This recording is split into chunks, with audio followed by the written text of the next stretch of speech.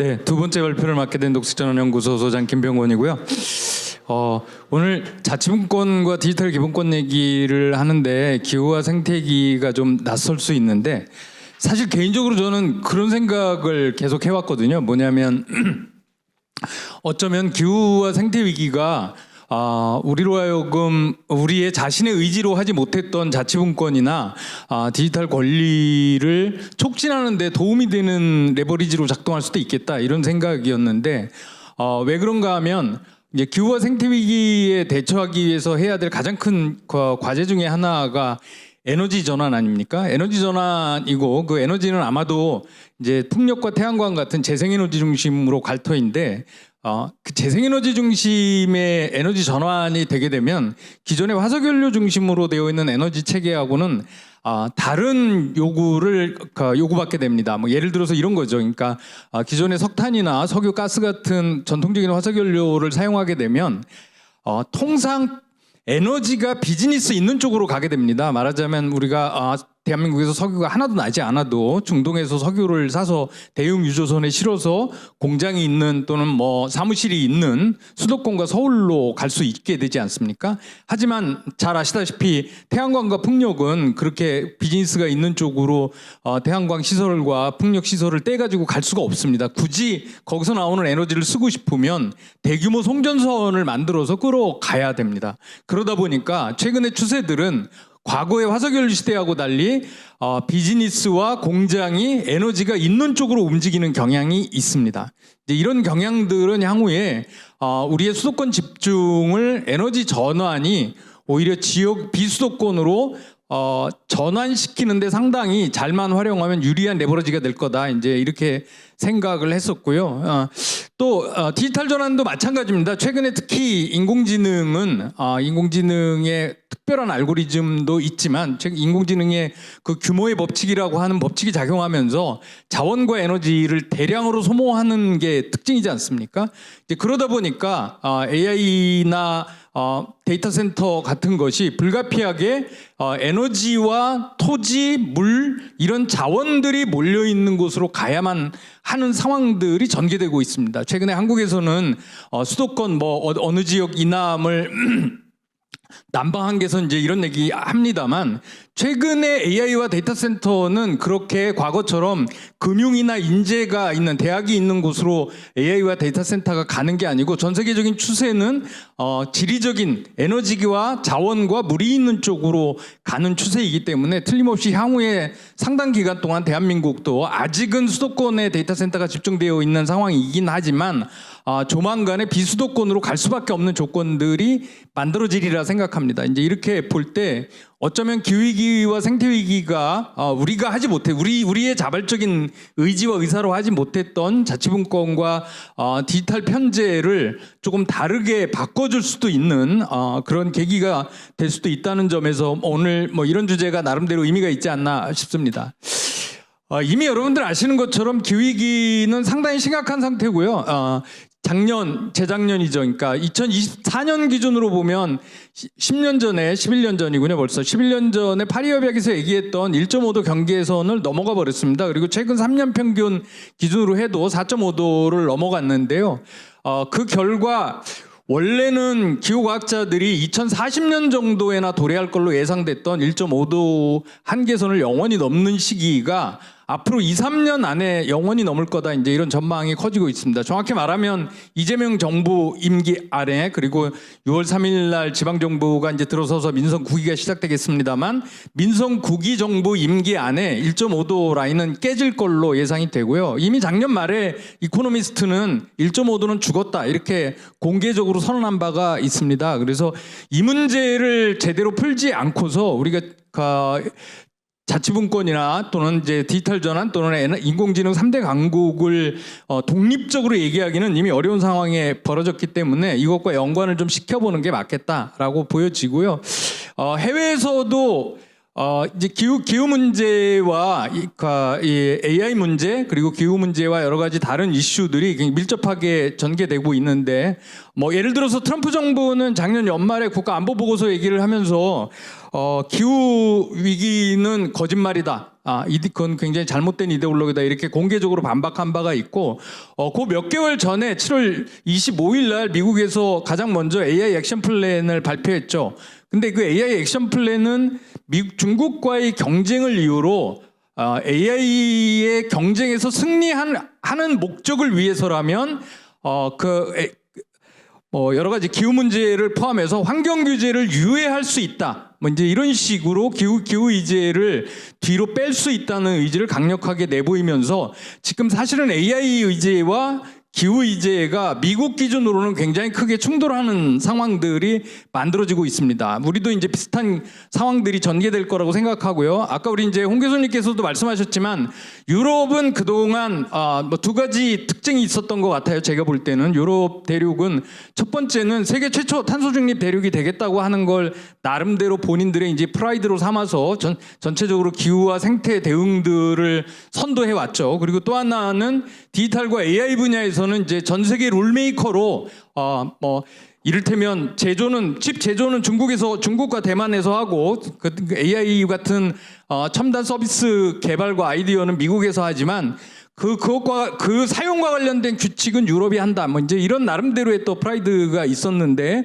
최근에는 경쟁력을 이유로 펀데어 라이언 2기 재작년 연말이었죠. 연말부터 2기가 들어가면서 경쟁력을 올리기 위해서 유럽의 경쟁력을 올리기 위해서는 그런 부분들을 환경 부분과 디지털 부분들을 부분적으로 트럼프처럼 철회하지는 않지만 시행을 1, 2년 정도 유예할 수 있다. 이제 이런 상황들이 만들어지고 있는 추세입니다.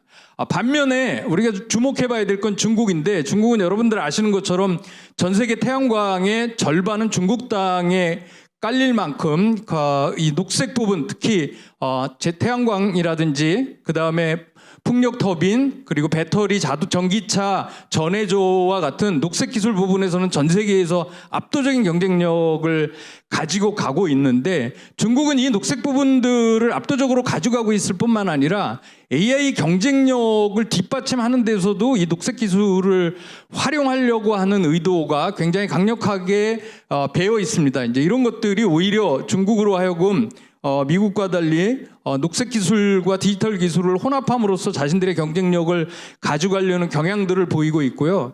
흥미있는 거는 작년에 사이언스지는 2025년을 상징할 수 있는 돌파적 혁신으로 AI를 지목하지 않고 태양광을 지목했다는 겁니다. 그러니까 태양광이 작년에 역사상 처음으로 설비 용량에 있어서 석탄화력을 넘어가는 그런 기록들을 세우게 됐는데 이제 이런 대목들을 디지털하고 함께 좀 주목해 볼 필요가 있다라는 이제 전제를 말씀을 좀 드리고 싶고요.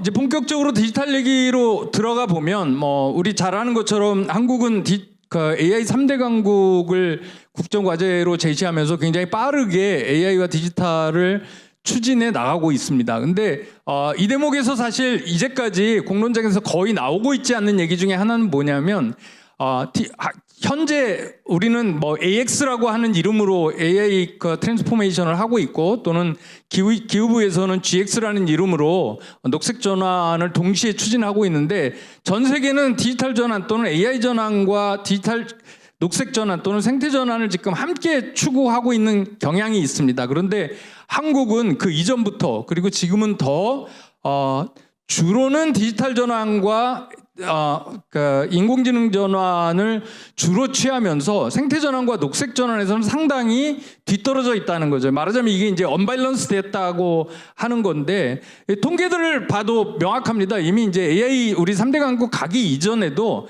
전 세계 디지털 지수들을 보면 한국은 1위 또는 거의 대부분의 지수에서 10위권 안에 드는 굉장히 디지털 선도 국가로 알려져 있죠. 하지만 기후, 환경, 생태 지수들의 국제 지수들을 보면 중하위권에 머물고 있는 게 사실입니다. 사실 이런 유형의 국가, 그러니까 녹색 전환이나 생태 환경에 대해서는 굉장히 뒤떨어져 있으면서 디지털과 AI에서는 최첨단을 달리는 나라는 전 세계에서 한국을 제외하고는 거의 유례를 찾아보기가 어려운 상황입니다. 그러니까 미국과 이스라엘이 대략 비슷한 케이스인데 북유럽 국가들이 이 두 개가 밸런스를 맞춰서 균형 있게 진행되는 거에 비하면 상당히 특이한 케이스이기 때문에 한국이 AI나 디지털에 더 앞서가기 위해서라도 녹색과 생태전환이 함께 가야 된다는 건데요. 우리는 이제 특히 한국은 이제 여기도 이제 여의도입니다만 도시에서 살다 보니까 말하자면 아스팔트 위에서 땅을 밟을 일도 없고 그리고 녹색과 산과 바다와 강을 이제 접할 일도 없다 보니까 오히려 그런 거는 없어도 살지만 당장 여러분들께 스마트폰을 하루만 뺏어서 못 갖고 있게 해도 여러분들 아이들뿐만 아니라 여러분들 자신도 멘붕에 걸릴 가능성이 매우 높아 보이는데 그만큼 우리는 디지털이라고 하는 것 없이는 살기 어려운 세상이 됐습니다. 이제 그걸 피터 하프라고 하는 학자는 일종의 기술권 위에서 산다. 우리가 생물권 위에서 살고 대기권 안에서 사는 것처럼 기술권이라고 하는 보이지 않는 층이 새로 만들어져 있고 그 위에서 살지 않으면 이미 이제 살 수 없는 상황이 됐다고 하는데요. 이제 이 상황들이 우리로 하여금 마치 기술권만 탄탄하게 디지털만 우리가 안정적으로 공급받을 수만 있다면 그 나머지 생물권 또는 대기권이라든지 그 나머지 지구 생태계가 파괴돼도 살 수 있는 것처럼 착각을 하는데 실제로는 그렇지 않다고 하는 거죠. 그러니까 그런 대목에서 봐도 우리가 디지털의 안정적인 환경들을 만들기 위해서라도 지구 생태계의 보존 이런 것들이 공생해야 된다고 하는 것들을 얘기를 해주고 있고요. 지금 AI와 데이터 센터 때문에 가장 현실적으로 위협받고 있는 나라는 유럽에서 가장 법인세가 싼 아일랜드입니다. 아일랜드는 전 세계가 아니라 전국 전력 소비의 이미 20%를 데이터 센터가 소비하고 있고 심지어는 아일랜드 수도 북부 더블린 지역은 전체 전력 소비의 절반 이상을 AI를 위한 데이터 센터가 쓰고 있다는 거죠. 왜냐하면 미국이나 이런 나라들의 다국적 기업들이 유럽의 센터를 다 헤드쿼터를 거기다 두고 있는 탓에 엄청나게 많은 에너지들을 쓰고 있어서 거기는 이미 일부 지역들은 데이터 센터 모라토리움을 선언한 상황인데 거기 환경부 장관이 이런 얘기를 했습니다. 아무리 첨단의 AI와 디지털이라고 해도 다른 것과 마찬가지로 지구 생태계 한계 안에서 작동해야 되는 거고 그 한계 안에서만 의미가 있으니 그런 구조로 만들어 가야 된다. 이제 이런 문제 제기를 던졌는데 이런 문제 제기가 저는 우리도 이제 조만간에 닥칠 AI 3대 강국을 한다면 닥칠 일이라 생각하고요. 지방 분권 또는 지방 자치와 관련해서 이제 한 말씀만 더 말씀을 드려보겠습니다. 그러면 결국은 AI나 디지털이라고 하는 기술도 그렇고 그리고 우리가 지향하고 있는 여러 가지 경제 성장이라고 하는 것들도 그렇고 이제 결국은 그 목적이 다 주민들의 또는 국민들의 복지와 그다음에 생태적 안녕을 추구하기 위한 목적이 있을 텐데요. 최근에 특히 2020년 코로나19 이후에 유럽의 주요 도시들을 중심으로 해서 복지와 생태적인 안전 또는 복지와 생태 한계선의 준수를 어떻게 함께 구현해 나갈 수 있는지에 대한 다양한 실험들이 진행이 되고 있고 그 모델 중에 하나가 영국의 옥스팜 경제학자인 케이트 레이워스가 주장한 도넛 모델입니다. 도넛 모델은 그림 이미지가 상징하는 것처럼 이제 안쪽에 작은 원과 바깥쪽에 큰 원이 있는데 안쪽에 작은 원은 그 시민들이 또는 지역 주민들이 사회 안전망의 기본선으로부터 부족해지지 않도록 플로어를 깔아준다는 의미가 있고 바깥쪽에 동그라미는 기후위기라든지 대기오염 같은 생태적인 한계선을 넘지 않도록 해서 주민들이 또는 시민들이 생태적인 재난으로부터 안전하게 지켜준다는 그런 그림인데요. 이 그림은 사실은 2020년 4월 달에 암스테르담시가 코로나19로부터 회복할 때 이후에 회복하는 사회를 어떤 사회로 그릴 거냐라는 질문에 대한 답으로 암스테르담은 공식적으로 자신들의 미래 도시 비전을 도넛 경제라고 하는 그림을 가지고 다시 그리겠다. 이제 이런 선언을 해서 유명하게 됐고, 이제 이후에 많은 코펜하겐이라든지 뭐 영국의 리즈시라든지 그다음에 미국의 포틀랜드시 같은 시들이 우리도 향후에 미래 비전을 사회복지의 기본선을 만족시키고 동시에 생태적인 재난으로부터 안전한 도시로 만들겠다라고 하는 그림들로 가져가면서 상당히 다양한 토론들이 최근에 한 4, 5년 동안 이루어지고 있습니다. 저희 녹색전환연구소도 작년까지 서울시 노원구를 상대로 해서 노원구라고 하는 기초지자체가 어떻게 하면 복지도 지키면서도 기후나 생태적인 안전에도 안전할 수 있는지에 대한 모색들을 해봤고요. 이제 디지털 전환이라고 하는 것도 사실은 이 두 가지를 한쪽에서는 복지를 지원하면서 또 한쪽에서는 기후나 생태적인 위기들을 막아주는 강력한 툴로 디지털이 작동해야 되는 거 아닌가 이렇게 생각을 하고 있습니다. 제가 시간이 다 됐죠? 사회자님? 예.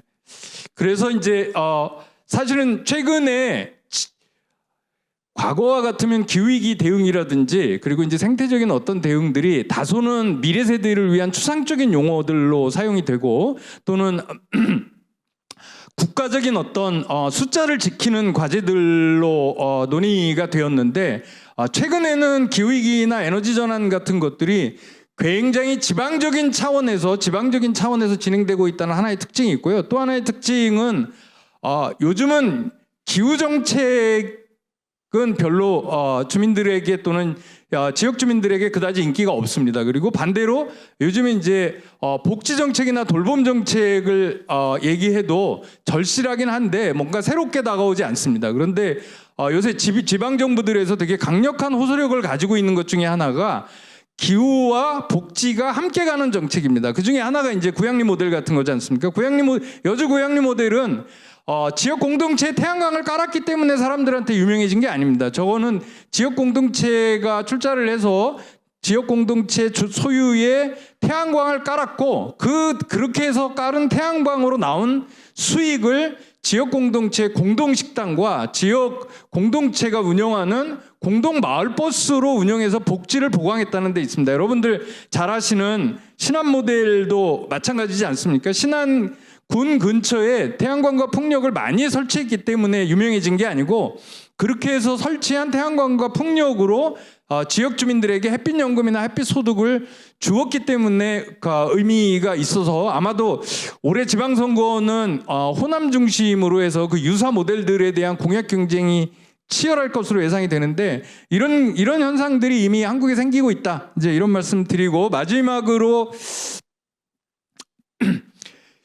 결국은 이제 이런 이유들 때문에 우리가 이제 이 자리에서 여러분들께서 지방분권 부분하고 디지털 권리나 이런 부분들을 이제 말씀하시는데 지방분권과 디지털 권리가 헌법이나 제도 안에 제대로 안착하기 위해서는 기후와 생태적인 대응을 담은 그런 제도 세팅들이 그 뒤에서 백그라운드로 연결이 돼주지 않으면 그게 튼튼해지지 않을 거다라는 차원에서 지난해 대통령 선거 때 이제 저희 녹색전환연구소하고 몇몇 기후 싱크탱크들이 생태헌법의 정신들이 향후에 개헌이 되면 거기에 반영이 돼야 된다고 말씀을 드렸는데 이제 그런 취지에서 이제 디지털 전환이나 또는 지방분권들을 가지고 개헌과 새로운 헌법들을 고민하시는 분들이 생태헌법도 같이 고민해 주셨으면 좋겠다 이런 말씀 드리면서 제 얘기를 마치도록 하겠습니다. 감사합니다.